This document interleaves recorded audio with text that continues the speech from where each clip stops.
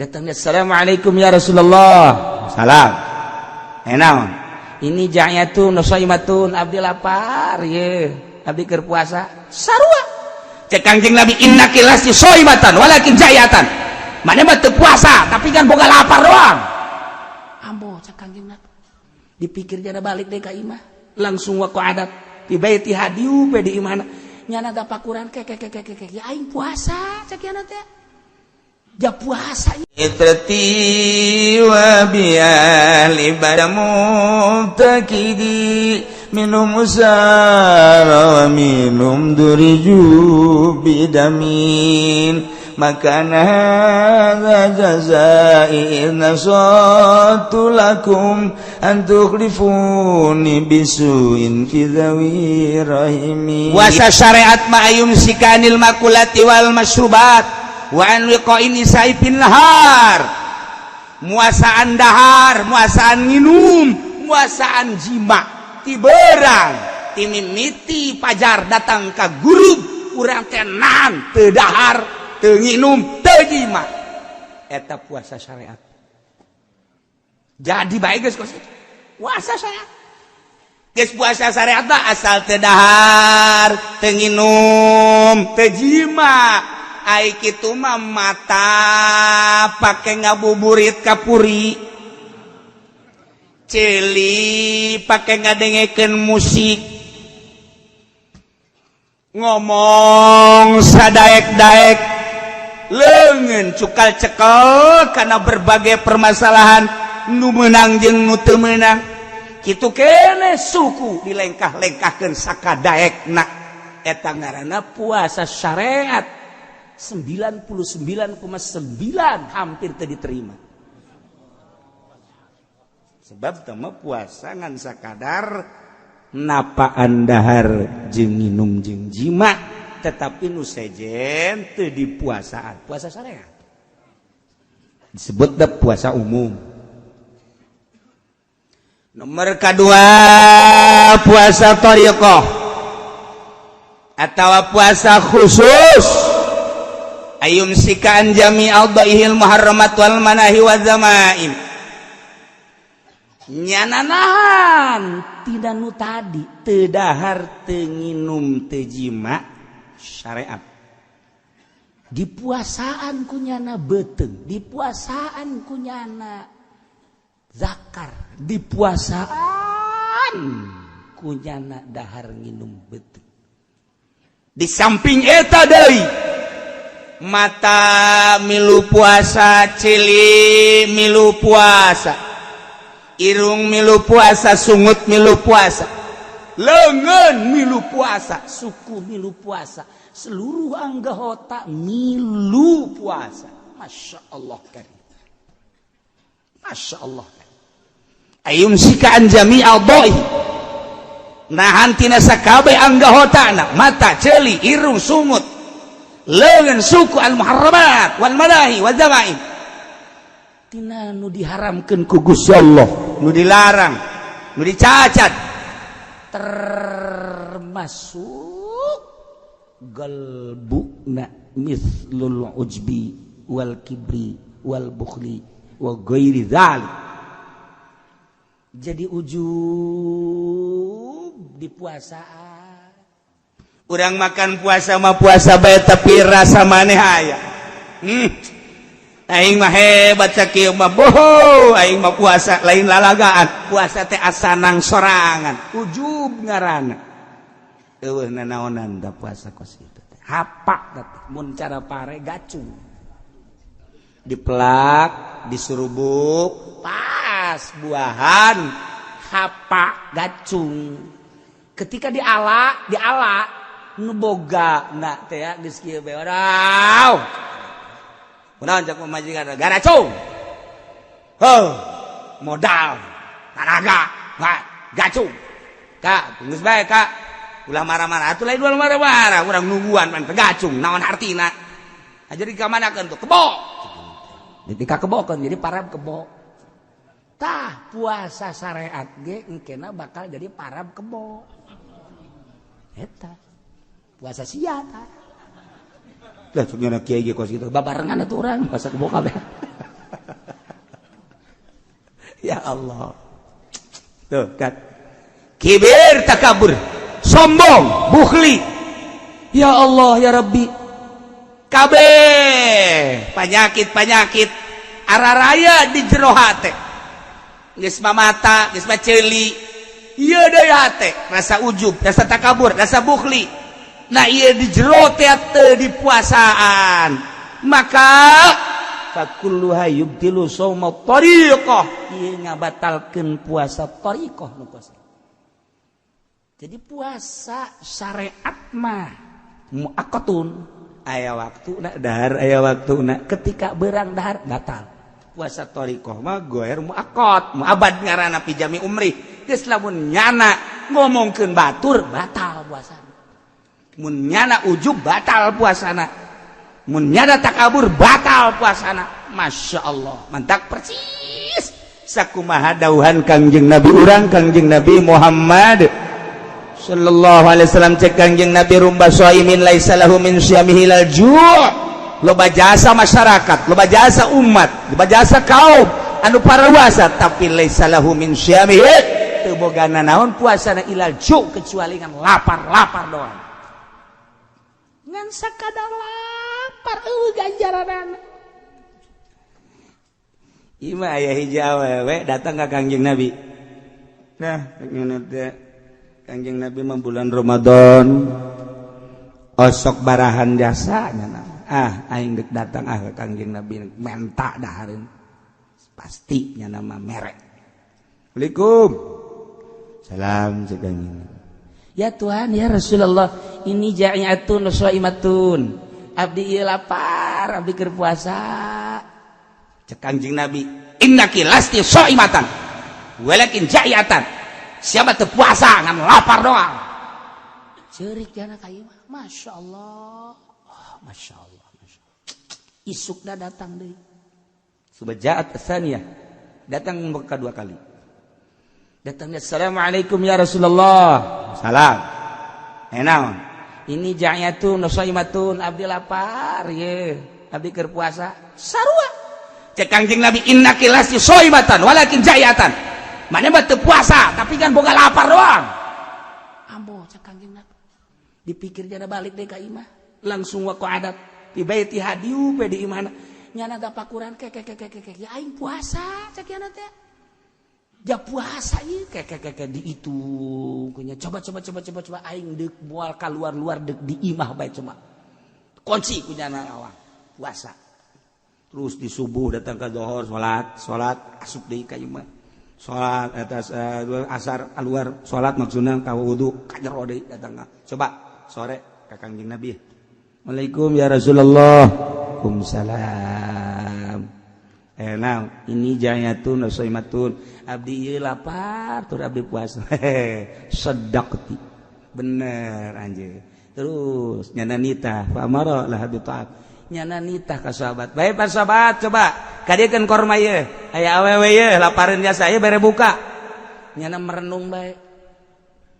Jadi aing di jero imah bae puasa tapi keluar mah aing teh dianggap puasa. Kek. Horenganan asal keluar bae ngobrol ngomongkeun batur. Keluar ngobrol ngomongkeun batur. Jadi nyana gibah karasa ku nyana. Oh, eta Kangjeng Nabi ka eta awewe eta gibah teh dianggap puasa. Siapa ngan barang lapar doang teu puasa. Eta zaman Kangjeng Nabi gibah dage meureun saeutik jasa atuh komo zaman urang. Ieu mah geus lain hapa lain gacung deui ieu mah geus eueuhan we sabasa kali. Ieu mah jeung tangkal-tangkalna eueuh jeung kebo-kebo acan. Ya Allah ya Rabbi. Mantak sing ada ieu. Ngomong nunggu sekolot mah nyawa datang nyahon teu kan ka puasa deui. Ya datang nyahon teh ya Allah ya Rabbi. Masya Allah. Tuh. Ya. Nah iyalah seorang wanita mantak puasa na urang kudu ditingkatkeun ulah sakumaha Kangjeng Nabi ieu persis ucapan Kangjeng Nabi rubba shaimin laisa lahu min syami ilal ju' anus kelanjutanana rubba qaimin laisa lahu min qiyami ila sahur loba jasa jelema peuting tahajud tetapi teu boga ganjaran ngan sakadar mentang mata doang nyanangan sakadar mentang mata doang melek tapi ganjaranana kunaon eta rasa takabur rasa ujub di jero hatena aya keneh bae komo beurangna kemudian nyana ngomongkeun batur tahajud tinggal tahajud Allah karim mentak cek Kanjeng Nabi kam min shaimin muftir wa kam min muftirin shaim loba jelema nu puasa tapi batal horeng hakikat nama loba jelema nu batal puasana tapi puasa maksudna kieu loba jelema nu beurangna puasa tetapi ganjaranna loba jelema anu beurangna puasa terus maghrib buka kabelah dituna tetep makna puasa bae padahal geus buka tapi maknana makna puasa bae kunaon eta ayyumsiku Allahu anil asam wa idza'in nas bil jawari nyana ngajagaan anggahotana ngajagaan tina kabatur tina iza nganyerikeun batur teu ngomongkeun dan lain sebagainya sangat dijaga ngantak cek Kanjeng Nabi hadis qudsi Allah nyarita inna shauma li puasa manu aing ngantak lamun sayang kalem berarti geus lain nu aing deui puasa manu aing berarti lamun sia takabur lain nu aing deui puasa manu aing awas inna shauma li asaumu li inna shauma li sarua bae puasa manu aing ulah di aku gusia ujub teh takabur teh yang kalem teh dan lain sebagainya ria wa ana ajiz bihi aing nu bakal ngabalas siapa puasa geus bae atas dasar aing lillahi taala nu aing eta puasa lamun haju sia takabur berarti geus lain nu aing deui lamun sia sombong berarti geus lain nu aing deui lamun sia yang kalem ku batur berarti lain nu aing deui aing moal ngabalas ka sia puasa mah nu aing berarti kudu dijaga urang zahiron wa batin Allah karim numantak lamun urang geus bisa ngajagaan zahir jeung batin kakara kurang eta teh makna puasa lamun puasa mah puasa teu dahar teu nginum teu jima tapi haju urang terus bae ngabuburit beuh mata dideleukeun sakadayak urang teu dipuasaan eta mata teu dipuasakeun ceulit teu dipuasakeun eta mah nu kos kitu mah lain puasa pindah dahar Allah resepkeun jasa ka jelema anu nahan nafsu birah nafsu amarah nafsu serakah kabeh ku urang teh dipuasaan Allah sangat resep nu mantak jihad perang di medan laga mah gampang tapi perang nafsu ieu lah nu hese iya lu hese nah urang sabulan ya satahun cuman sabulan dititah tapa urang mentek cek ulah nu karolot bae nu karolot lah geus lah ulah loba macam-macam geus bandingan ge tararapa bae geus ulah kang geus pokona di imah TV begedean pan goblok eta manya nonton TV bulan puasa sih maca Quran zikir ulah loba ngobrol-ngobrol acan Masya Allah nu mantak nu hebat mah ye doa Siti Robaiatul Adawiyah urang apalkeun nya terutama ku kaum hawa ye doa na pohara jasa bisa sakali hebat ya ilahi makana nasibi minad dunya fatihi lil kafirina wa makana nasibi minal uqba fatihi lil mu'minin wala uridu minad dunya illa dzikraka wala minal uqba illa ru'yatak ya arhamar rahimin ta eta doa waliyatullah Siti Robaiatul Adawiyah urang teu kapanggih jeung Siti Robaiana teu ka zamanan kuburanana jana aya 3 di dunia lain lalagaan yang mau di urang ge kuburan teh Syekh Yusuf teh aya 7 di dunia kuburanana Syekh Maghribi teh aya 3 di dunia kemudian kitu aya 9 kuburan teh loba jasa urang mah nyaho aya eueuh di kuburan ge bakal taya Siti Robaiatul iya tah di Basrah aya kuburanana di Basrah aya di Mesir aya Robaiatul Adawiyah mah kuburanana di Yaman aya kuburan Robaiatul Adawiyah tah ieu kuburan waliyatullah sarua jeung Wes Kurni teh kitu kuburanana kitu di Uzbekistan aya kemudian di dia di Baghdad aya Wes Kurni teh tungtung Baghdad aya Wes Kurni malama aya nu ngaku di Yaman ge aya Wes Kurni anu ku kawalianana dicaritakeun ku Kangjeng Nabi nu pernah didongengkeun ku kaula ieu mah Siti Rubayatul Adawiyah talar doana sakali deui ilahi makana nasibi minad dunya fatihi lil kafirin wa makana nasibi minan ukba fatihi lil mu'minin fala uridu minad dunya illa zikraka wala minar ukba illa ru'yatak tah eta ya arhamar kedatang ka imah talarnya babacanya pihartieuna na ieu mantep jasa ilahi he pangeran abdi andai kata aya bagian abdi tina dunia Gusti mere dunia di dunia jang abdi Gusti abdi mah teu hayang pangbikeunkeun bae dunia bagian abdi ka kafir wabeh jang kafir lamun aya bagian abdi di akhirat ganjaran abdi mah teu hayang ganjaran pati lil mukminin ganjaran abdi bikeun ka mukminin kabeh abdi mah dunia di dunia teu hayang pangbikeunkeun ka kafir ganjaran di akhirat mun deuk dibere teh abdi mah teu hayang bikeun kanu hayangeun ka mukminin abdi mah teu hayang dunia teh hayang ganjaran hampir ngarempot deui yang mal dibaca kan mal mah doa teu kira-kira cek nya tadi mah ditalar aja kieu mah wah seneng ngawarung bangkrut aing tadi mah resep bae cek nya lah hayang lah cek nya pala uridu minad dunya abi mah teu ngarepkeun tina dunya ila zikraka kecuali eling ka Gusti abdi mah di dunia cukup bae rindu ka Gusti eling ka Gusti zikir ka Gusti geus sakitu abdi mah teu hayang dunia saeutik-eutik acan bikeun ka kafir kabeh sebab dunia mah ngajauhkeun diri abdi ka Gusti sebab dunia mawa poho ka Gusti sebab dunia mawa cilaka jaga di akhirat mani bikeun ka kafir tanggung cilaka nya mah supaya itulah biar teu kira-kira tah ngadoa masyaallah lamun abdi bakal dibere ganjaran abdi teu perlu ganjaran Gusti bikeun ka mukminin nu hayang ganjaran teu hayang saeutik-eutik acan hayang naon atuh cak Gusti Allah abdi mah di dunia hayang inget bae ka Gusti hayang zikir bae ka Gusti di akhirat abdi mah teu hayang naon hayang deuleu doa ka Gusti geus sakitu di dunia hayang zikir bae boga rasa nikmat zikir di akhirat hayang deuleu ka Gusti atuh geus sakitu atuh teh mah pangarna di eta mah bakal naon kos kitu mah di sorga sabada Gusti teh mah oh, sih teman di surga batu mangga. Teman nu kos kitu mah malah di neraka mah. Ya tuh sabodo cek kitu teh. Geus kos kitu bae kula mah hayangna. Ah, endek ditalar endek.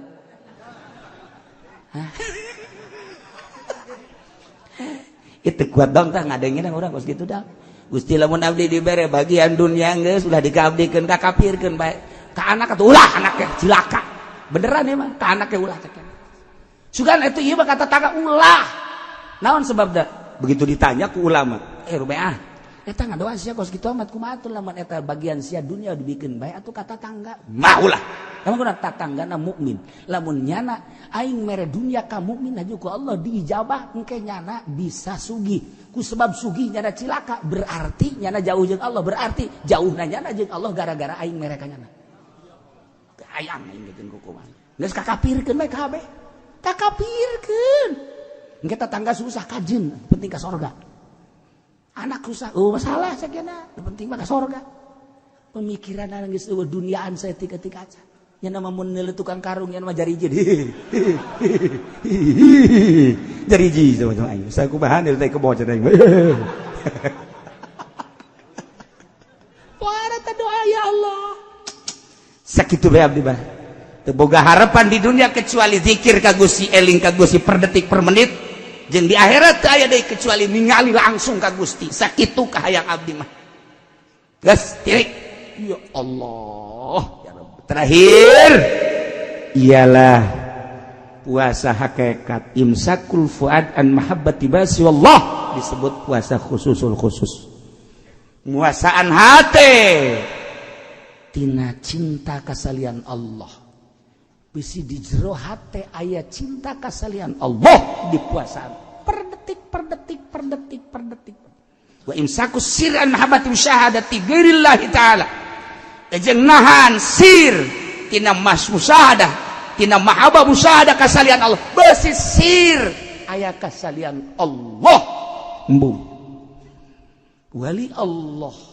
komong nabiyin komong mursalin sadetik jero hate kasalian Allah be iyalah puasa hakikat ngaran sebab cek Kanjeng Nabi hadis kursi berarti ti Gusti Allah al insanu sirri manusia teh rahasia ka urang kulantaran rahasia kaula seluruh nu aya di dunia ciptaan aing jang manusia los yang sia cak Allah wahai manusia aing teh nyiptakeun dunia langit bumi berbagai kemanfaatan timimiti dahareun tanah kendaraan yang berbagai-bagai logam emas minyak dan lain sebagainya los eta teh jang sia kabeh jang sia tetapi wa ana sirru cak Gusti Allah tapi kula ia adalah sirna manusia artina panjang mun dicaritakeun horeng manusia anu mukmin mah dibere ku aing seluruh dunia teu hayang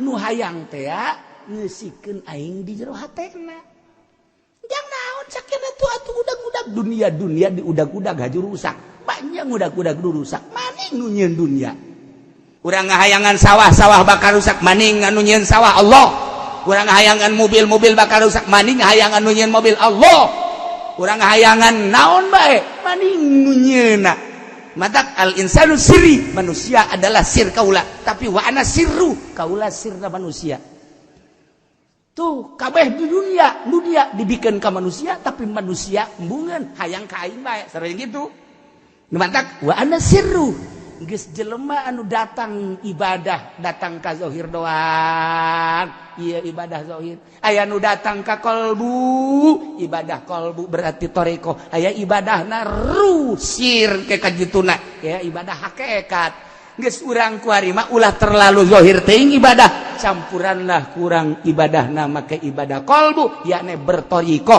lalaunan mata urang puasaan ulah beteng dulu puasa mata ilukeun puasa ceuli ilukeun puasa sungut ilukeun puasa abeh puasa urang ieu sesuai jeung cak nu nitahna yakni Allah Subhanahu wa taala puasa umum puasa khusus puasa syariat puasa tarekat puasa hakikat mah meureun lain bagian urang tamanggeus timur salin jeung nabiyin aya para aulia Allah urang minimal eungkeut puasa thariqah mantak jaga ulah sampikeun ca Kangjeng Nabi rubba shaimin laisa lahu min shaim ilal ju ngan sakadar boga lapar doang para jamaah kaum muslimin wal muslimat rahimakumullah sateu acan urang hadiah sakumaha biasa tamada setiap minggu orang hadir di dieu kalayan niat nuntut ilmu mudah-mudahan nuntut ilmu orang belajar orang dicatat ku Gusti Allah Subhanahu wa taala dijadikeun ganjaran jeung dijadikeun coplokna dosa nomor kedua geus jadi biasa manusia mah teu luput tina dosa terutama simkuring khususna umumna keluarga pesantren Al-Istiqlaliyah setiap ngaji mungkin aya anu tersinggung ulah dianggap bahwa kula nyinggung tetapi semata-mata untuk memecahkan hati supaya hati narima kaya maksud sunggang singgung sama sekali andaikan aya anu kasinggung simkuring khususna minta dibukakeun pintu maaf anu saluas-luas tina ucapan tina pagawean tina segala upah menghadapi bulan suci Ramadan khusus tim kuring nyuhunkeun dihapunten kasadayana adapun sadayana nu sok hadir teu perlu diucapkeun deui insyaallah sim kuring ngahampura di jero hati sim kuring eueuh anu dipake ka bendu eueuh nu jadikeun musuh boro-boro anu resep nu bendu ge sim kuring mah teu bisa bendu insyaallah eueuh anu dijadikeun bendu lantaran dipakai kainget jaga di akhirat kumaha ketika berhadapan jeung Allah aya anu dipakai ke bendu bakal diomong ditanya motif naon ku ayana sakitu berusaha orang di dunia si kuring ge selalu berusaha eueuh anu dijadikeun bendu walaupun aya segerintil dua gerintil nu bendu tetap si kuring teu bendu tur ngahampura nu jelas urang silih hampurakeun urang silih doakeun mudah-mudahan urang sarua aya dina rahmat Allah Subhanahu wa taala.